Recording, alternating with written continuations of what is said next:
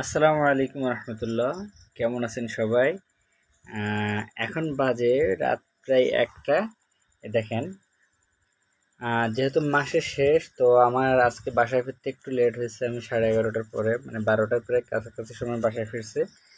তো আমি যখন ঘুমাবো বলে আসলাম দেখি আমার বাবা জেগে বসে আছে।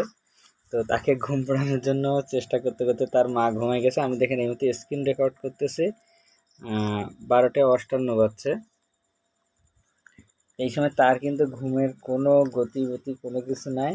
সে এখনো পর্যন্ত ফুল এনার্জিতে আছে, যেহেতু সে মোটামুটিভাবে সারাদিন ঘুমায়, তো সন্ধ্যার সময়ও ঘুমাইছে।